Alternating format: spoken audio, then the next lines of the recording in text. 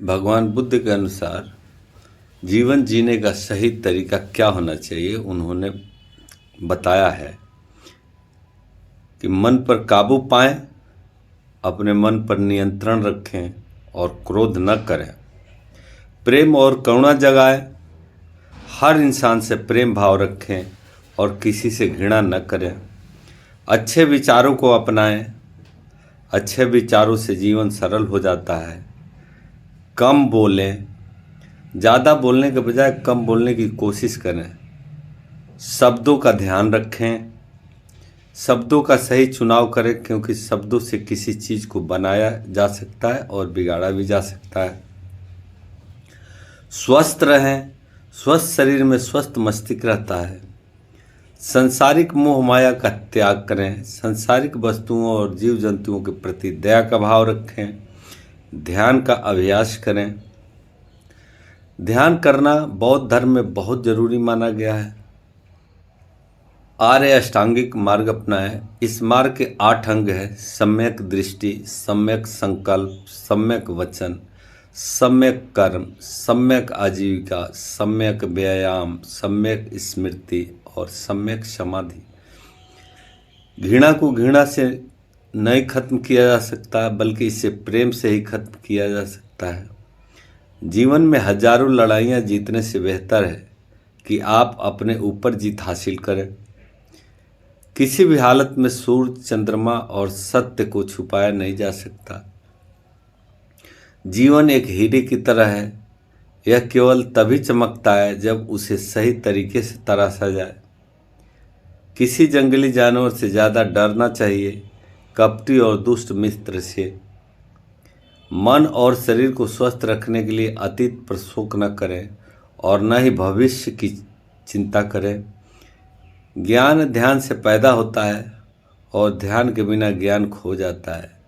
जो व्यक्ति सिर्फ बोलता है वह ज्ञानी नहीं कहलाता, बल्कि जो व्यक्ति शांतिपूर्ण, प्रेमपूर्ण और निर्भय है वही वास्तव में ज्ञानी है।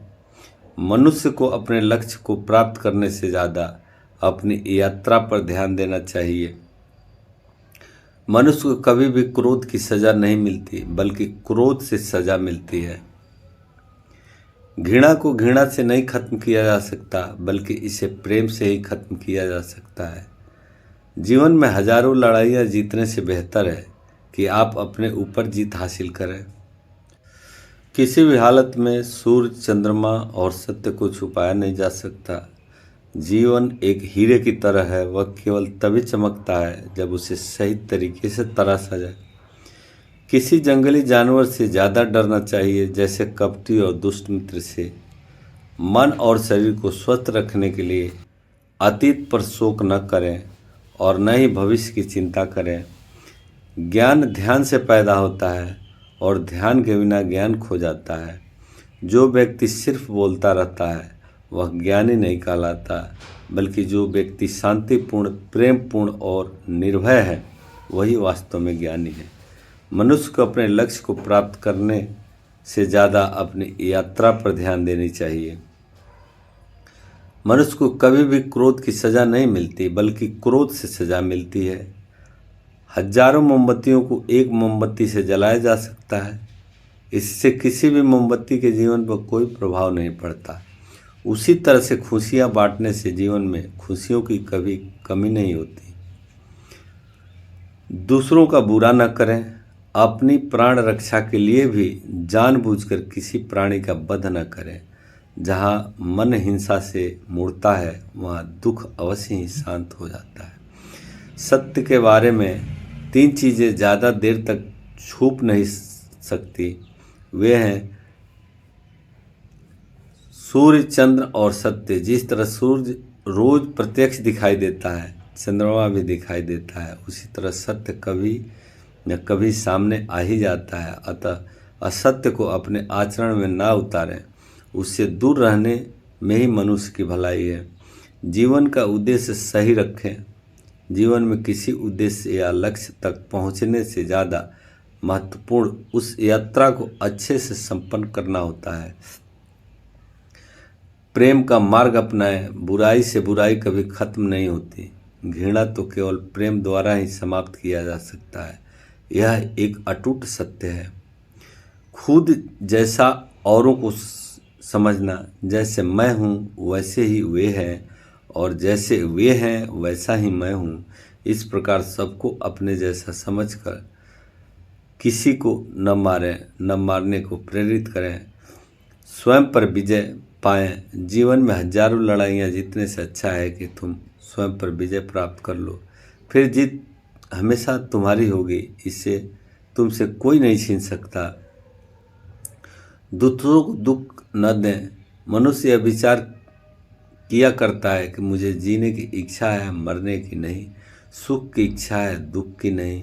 यदि मैं अच्छी ही तरह सुख की इच्छा करने वाले प्राणी को मार डालूं, तो क्या यह बात उससे अच्छी लगेगी? इसलिए मनुष्य को प्राणी घात से स्वयं तो विरत हो ही जाना चाहिए, उसे दूसरों को भी हिंसा से विरत करने की प्रयत्न करना चाहिए। बैर भाव न रखें। बैरियों के प्रति बैर रहित होकर हम कैसा आनंदमय जीवन बिता रहे हैं। बैरी मनुष्यों के बीच अवैरी होकर विहार करें। पशु हिंसा से बचें। पहले 3 ही रोग थे, इच्छा, क्षुधा और बुढ़ापा। पशु हिंसा के बढ़ने से 98 हो गए। ये याजक, ये पुरोहित निर्दोष पशुओं का वध करते हैं, धर्म का ध्वंस करते हैं। यज्ञ के नाम पर की गई पशु हिंसा निश्चय ही निंदित है और नीच कर्म है। प्राचीन पंडितों ने ऐसे याजकों की निंदा की है। चर्म धारण न करें। भगवान बोले भिक्षुओं, महाचर्मों को, सिंह, बाघ और चीते के चर्म को नहीं धारण करना चाहिए। जो साधारण रहना चाहिए, जो धारण करे उसे दुक्कट का दोष होता है। बेहतर जीवन के लिए गौतम बुद्ध के 2 सूत्र, करुणा और प्रेम, इनके बिना सुख संभव नहीं है। क्रोध को जिस पल त्याग देंगे, मन में करुणा और प्रेम का जन्म हो जाएगा। भगवान गौतम बुद्ध का संपूर्ण जीवन 2 सिद्धांतों के आसपास ही चला, पहला करुणा और दूसरा प्रेम। मानव जीवन को इन 2 तत्वों की परम आवश्यकता हमेशा से रही है। इनके बिना सुखी जीवन की ओर यात्रा प्रारंभ नहीं हो सकती। हम जितने करुण और प्रेम से भरे रहेंगे, जीवन में सुख की ओर उतनी ही तरलता से अग्रसर होंगे। भगवान बुद्ध ने अपनी वाणी और जीवन लीला में कई बार इन 2 तत्वों का उदाहरण प्रस्तुत किया। संपूर्ण बौद्ध धर्म की आधारशिला ही ये विचार है कि जीवन क्रोध रहित, करुणा और प्रेम से भरा हो। क्रोध का त्याग करुणा और प्रेम की उत्पत्ति का प्रारंभ बिंदु है। 14वें दलाई लामा के ऐसे ही कुछ बहुप्रचारित विचार जो समय समय पर संसार को दिए गए हैं। करुणाशील मानवीय स्नेह वास्तव में महत्वपूर्ण है। हमारा चित्त जितना अधिक करुणाशील होगा, हमारे मस्तिष्क का कार्य उतना बेहतर होगा। यदि हमारा चित्त भय और क्रोध जनित रहता है, जब ऐसा होता है तो हमारा दिमाग अधिक बुरी तरह से काम करता है। एक अवसर पर मेरी एक वैज्ञानिक से भेंट हुई जो 80 वर्ष का था। उसने मुझे अपनी पुस्तकों में से एक दी। मुझे लगता है कि उसका शीर्षक था हम क्रोध के बंदी हैं, ऐसा कुछ। अपने अनुभव पर चर्चा करते हुए उन्होंने कहा कि जब हम किसी वस्तु की ओर क्रोध उत्पन्न करते हैं तो वस्तु नकारात्मक प्रतीत होती है, पर उस नकारात्मकता का 90% हमारा अपना मानसिक प्रक्षेपण है। यह उसके अपने अनुभव से था। बौद्ध धर्म भी वही कहता है, जब नकारात्मक भावना विकसित होती है तो हम वास्तविकता नहीं देख सकते। जब हमें निर्णय करने की आवश्यकता होती है और चित्त पर क्रोध हावी हो जाता है तो संभावना है कि हम गलत निर्णय लेंगे। कोई भी गलत फैसला नहीं करना चाहता, पर उस क्षण हमारी बुद्धि और मस्तिष्क का वह हिस्सा जो सही गलत में अंतर करता है और सबसे सही निर्णय लेता है, वह बहुत बुरी तरह से काम करता है। यहाँ तक कि महान नेताओं ने भी ऐसा अनुभव किया है। इसलिए करुणा और स्नेह मस्तिष्क को अधिक आसानी से कार्य करने में सहायता करते हैं। दूसरी बात, करुणा हमें आंतरिक शक्ति देती है। यह हमें आत्मविश्वास देती है और भय कम होता है, जो फिर हमारे दिमाग को शांत रखता है। इसलिए करुणा के दो कार्य हैं। यह हमारे मस्तिष्क को बेहतर कार्य करने में सक्षम करता है और आंतरिक शक्ति लाता है। यही सुख के कारण है। मुझे लगता है कि ऐसा है। अब अन्य शंकाएं भी निश्चित रूप से सुख के लिए अच्छे हैं। उदाहरणार्थ, सभी को धन पसंद है। यदि हमारे पास पैसा है तो हम अच्छी सुविधाओं का आनंद ले सकते हैं। साधारणतया हम इनको सबसे महत्वपूर्ण चीज़ें मानते हैं, पर मुझे लगता है कि ऐसा नहीं है। शारीरिक प्रयास के माध्यम से भौतिक सुख प्राप्त हो सकता है, परंतु मानसिक प्रयास से चित्त की शांति आनी चाहिए। यदि हम दुकान पर जाकर दुकानदार को पैसे देकर कहें कि हम चित्त की शांति खरीदना चाहते हैं, तो वे कहेंगे कि उनके पास बेचने के लिए कुछ भी नहीं है। कुछ दुकानदारों को लगेगा कि यह कुछ पागलपन है और वे हम पर हंसेंगे। कुछ इंजेक्शन या गोली शायद अस्थायी खुशी या चित्त की शांति दे सकते हैं, परंतु पूर्ण रूप से नहीं। हम परामर्श के उदाहरण से देख सकते हैं कि हमें चर्चाओं और तर्कों के माध्यम से भावनाओं से निपटने की आवश्यकता है। इस प्रकार हमें एक मानसिक दृष्टिकोण का उपयोग करना चाहिए। अतः जब मैं आख्यान देता हूँ, मैं कहता हूँ कि हम आधुनिक लोग बाहरी विकास पर अत्यधिक सोचते हैं। यदि हम केवल उस स्तर पर ध्यान दें तो यह पर्याप्त नहीं है। वास्तविक सुख और संतुष्टि भीतर से आनी चाहिए। उनके लिए बुनियादी तत्व है करुणा और मानव स्नेह, और ये जीव विज्ञान से आते हैं। एक शिशु के रूप में हमारा अस्तित्व मात्र स्नेह पर निर्भर करता है। यदि स्नेह है तो हम सुरक्षित महसूस करते हैं।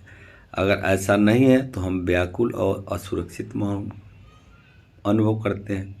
यदि हम अपनी माँ से अलग हो जाएं तो हम रोते हैं। यदि हम अपनी माँ की बाहों में हैं और माँ ने हमें कसकर प्रेम से पकड़ी हुई है तो हम खुश होते हैं और चुप रहते हैं। एक बच्चे के रूप में यह एक जैविक कारण है। उदाहरण के लिए, एक वैज्ञानिक, मेरे शिक्षक, एक जीव विज्ञानी जो परमाणु हिंसा के विरोधी हैं, ने मुझे बताया कि जन्म के बाद कई हफ्तों के लिए एक माँ का शारीरिक स्पर्श बच्चे के मस्तिष्क के विस्तार और विकास के लिए बहुत महत्वपूर्ण है।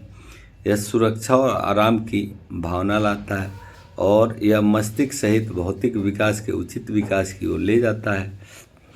इस तरह करुणा और स्नेह का बीज धर्म से नहीं आता है, यह जीव विज्ञान से आता है। हम में से प्रत्येक अपनी माँ के गर्भ से आए हैं और हम में से प्रत्येक अपनी माँ की देखभाल और स्नेह के कारण जीवित रहे। भारतीय परंपरा में हम एक शुद्ध भूमि में कमल से जन्म को मानते हैं। यह सुनने में बहुत अच्छा लगता है, पर संभवतः वहाँ लोगों को व्यक्तियों की तुलना में कमल के प्रति अधिक स्नेह है। अतः माता के गर्भ से पैदा होना बेहतर है। ऐसी स्थिति में हम पहले से ही करुणा के बीज से सुसज्जित हैं, तो ये सब सुख के कारण है।